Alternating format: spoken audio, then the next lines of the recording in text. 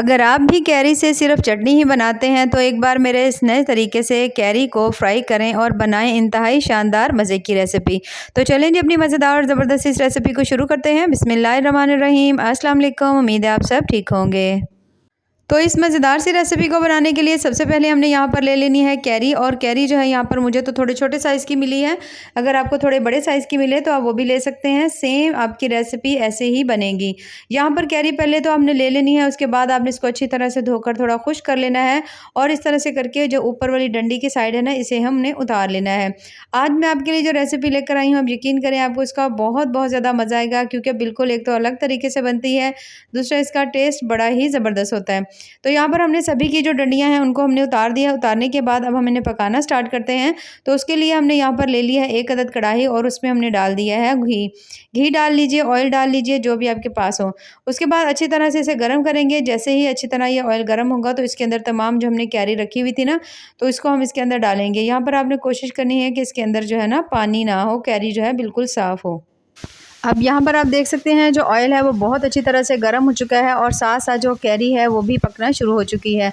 जैसे जैसे ये कैरी पकती जाएगी इसका जो कलर है थोड़ा सा गोल्डन ब्राउन होता जाएगा। यहाँ पर आप देख सकते हैं जैसे जैसे ये पक रही है इसका कलर जो है ये चेंज हो रहा है। इस तरह जब आप इसे फ्राई करके पकाएंगे ना तो आपको इसका टेस्ट बहुत ज़्यादा अच्छा लगेगा।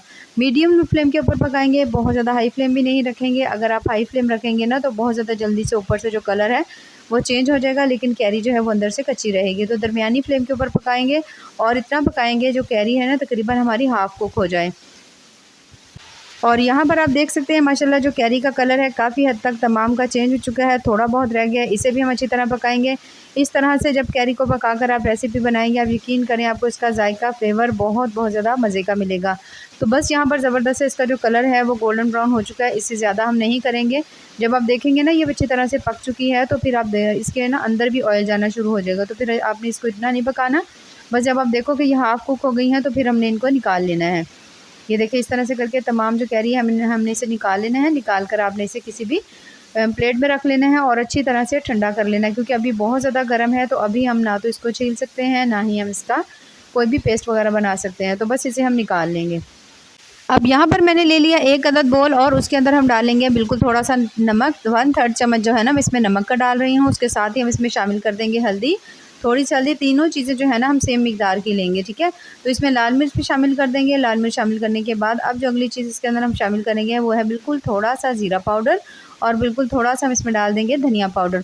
और बहुत ज़्यादा मज़ेदार चटपटा सा टेस्ट है तो उसके लिए हमने इसके अंदर डाल दिया है चाट मसाला, जिससे इसका रेसिपी का आपको बहुत बहुत ज़्यादा मज़ा आएगा। अब हम इसमें डालेंगे पानी। पानी बहुत ज़्यादा नहीं डालेंगे, 4 से 5 चम्मच पानी डालकर मसाले को अच्छी तरह से मिक्स कर देंगे और तमाम मसाले को हमने भिगो करके रख देना है कुछ देर के लिए। तो जब तक हमारा मसाला इसे हम भिगो करके रखते हैं, यहाँ पर हम ले लेते हैं 1 अदद और जो प्याली होती हैं और इसके अंदर हमने शामिल कर देने हैं कुछ अचारी मसाले। अब अचारी मसाले आपके पास यहाँ पर जो भी हों और वो डाल लीजिए। ज़रूरी नहीं है कि आप सारे ही अचार वाले मसाले डालें, जो आपके घर में मौजूद हो वो आप डाल लीजिए। तो मैंने यहाँ पर थोड़ा सा धनिया जो है साबित होता है वो डाल दिया है, आधा चम्मच सौंफ डाल दिया, आधा चम्मच हम इसके अंदर कलौंजी डाल देंगे। अब यहाँ पर हमने इनको भूनना नहीं है, बिना भुने हुए आपने इन्हें थोड़ा सा पीस लेना है, थोड़ा दरदरा कर लेना है अच्छी तरह से। अब इसके बाद यहाँ पर जो हमने रखी हुई थी कैरी, उसको ठंडा होने के लिए थोड़ी ठंडी होगी, अभी है तो थोड़ी सी गर्म। तो ये काफ़ी हद तक आप देख सकते हैं ये गल भी चुकी हैं, यानी पक भी चुकी हैं। तो अब आपने किसी भी छुरी की मदद से अब हमने इनको छील लेना है। ये देखिए काफ़ी थोड़ी गर्म है, थोड़ा अच्छी तरह से जब ठंडी हो तो फिर आप छीलिएगा। इस तरह से करके अब आपने इसका ना छिलका उतारना है। अब यहाँ पर इसका छिलका जो है वैसे ही बहुत अच्छी तरह से, ये वैसे ही सॉफ्ट है, तो बहुत अच्छी तरह से ना आराम से इसका जो छिलका है ना वो निकल जाएगा। ये देखिए इस तरह से करके आपने इसका आराम से जो तमाम छिलका है ना वो आपने उतार लेना, इजीली उतर जाता है। ये देखो ऊपर से। अब यहाँ पर आपने छिलका तो उतार लिया। अगर आपको लग रहा है कि थोड़ा सा जो इसका छिलका है उसके साथ भी थोड़ा सा कैरी का जो पल्प है वो लगा हुआ है ना, तो आपने ये जो है ना इसके ऊपर से भी थोड़ा सा उतार लेना। ये देखिए इस तरह से करके या तो आप दबा कर थोड़ा सा इसे निकाल लीजिए, नहीं तो आप इसे फोल्ड करके ना थोड़ा सा छुरी की मदद से इसे खुरच भी सकते हैं, ताकि तमाम जो पल्प है ना इसका ईजिली निकल जाए। देखिए इस तरह से करके बस सेम इसी तरह से हमने जो तमाम जो कैरी है ना उन सभी के छिलके हमने उतार लेने हैं। यहाँ पर हमने इसकी गुठली नहीं निकालनी, ठीक है। वैसे कैरी का साइज़ छोटा है तो जो गुठली है वो बहुत ज़्यादा सॉफ्ट होगी, तो हम इसे इसके साथ ही पका लेंगे। तो यहाँ पर इन सभी को रखने के बाद अब पकाने का तरीका कुछ इस तरह से है कि जो ऑयल हमने लिया था ना वो आपने हाफ़ कर लेना है। अब यहाँ पर आपने 2 से 3 चम्मच या 4 चम्मच तक सिर्फ ऑयल कर लीजिएगा। उसके बाद हमने जो अचारी मसाले रखे हुए थे ना बिना भुने हुए, उनको हमने थोड़ा-सा दरदरा किया था, वो आपने यहाँ पर डाल देना है। अब जब यहाँ पर आप इस तरह से करके ये डालेंगे ना, तो यहाँ पर आपको अलग से जो हमने शुरू में फ्राई करने थे ना, थोड़े से हमने उसको करना था ड्राई रोस्ट, तो अब यहाँ पर आपको करने की ज़रूरत नहीं है क्योंकि ऑयल में अच्छी तरह से ये पक गए हैं। अब उसके साथ ही ये जो हमने तमाम मसाले रखे हुए थे पानी के अंदर भिगोकर, अच्छी तरह से इसे भी आप इसके अंदर डालेंगे। अब तमाम मसाले जब ऑयल में आप शामिल करेंगे और इसे थोड़ी देर के लिए पकाएंगे, तो इन सभी मसाले जो मिर्चों का कच्चापन है वो भी ख़त्म हो जाएगा और बहुत अच्छी तरह से हमारे जो मसाले हैं ना वो तैयार हो जाएंगे। इस तरह से रेसिपी बहुत ज़्यादा अच्छी बनेगी। एक तो मसाले बहुत अच्छी तरह से पक भी जाएंगे, दूसरा बहुत ज़्यादा इसका टेस्ट जो है ना आपको कमाल का मिलेगा।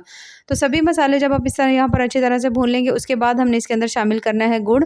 यहाँ पर आप गुड़ भी शामिल कर सकते हैं, शक्कर भी शामिल कर सकते हैं। तो मैंने यहाँ पर तकरीबन 1 कप जो है ना मैंने इसमें गुड़ डाल दिया है। थोड़ा-सा छोटा-सा मैंने इसके छोटे-छोटे से पीसेस किए हुए हैं। अगर आप चाहें तो बिल्कुल अच्छी तरह से इसे मैश करके भी डाल सकते हैं, थोड़ा टाइम आपका कम बच जाएगा। अच्छा, अब यहाँ पर हमने इसको मिक्स कर लेना है इसके अंदर अच्छी तरह से। अब आपने इसे पकाना है जब तक ये जो गुड़ है वो अच्छी तरह से मेल्ट नहीं हो जाता। अब इसके साथ ही हम इसमें शामिल कर देंगे बिल्कुल थोड़ा-सा पानी, और पानी यहाँ पर हमने इसमें बहुत ज़्यादा नहीं डालना, सिर्फ आधा कप पानी डालना है, ठीक है। 1 कप अगर हमारे पास गुड़ है ना, तो उसमें आपने आधा कप पानी डाल देना है। अब यहाँ पर आप देख सकते हैं गुड़ जो है इसके अंदर अच्छी तरह से मेल्ट हो चुका है और बहुत अच्छी तरह से ये पक रहा है। इसको हमने कुछ देर के लिए और पकाना है ताकि ज़बरदस्त सा एक तरह गुड़ का जो शीरा है ना वो तैयार हो जाए।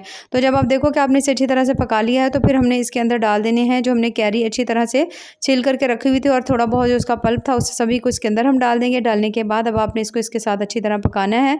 पहले तो 1-2 बॉयल थोड़ा हाई फ्लेम पर आने दीजिएगा, उसके बाद आपने मीडियम टू लो फ्लेम के ऊपर इसे पकने के लिए छोड़ देना है, कम से कम भी 10 मिनट के लिए, ताकि जितना भी हमने इसके अंदर जो गुड़ डाला है उसका शीरा बना है वो इसके जो हमने कैरी डाली है ना इसके अंदर तक उसका फ्लेवर आए और बड़ी ही मज़ेदार खट्टी मीठी सी ये हमारी जो ना चटनी तैयार हो।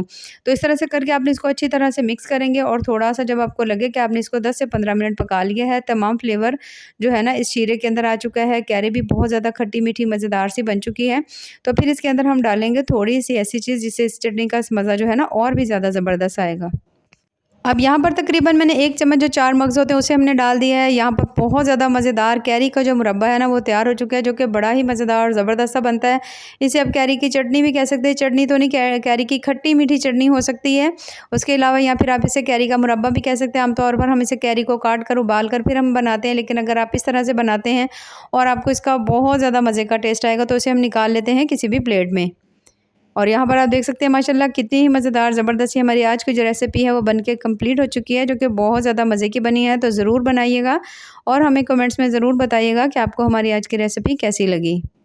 तो अगर आपको मेरी आज की रेसिपी पसंद आए तो चैनल को ज़रूर लाइक करें, सब्सक्राइब करें। बेहद टेस्टी, बहुत ज़्यादा मज़े की बनी है और इसका टेस्ट इतना ज़्यादा कमाल का है कि आपका हर रोज़ इसे बनाने को दिल करेगा।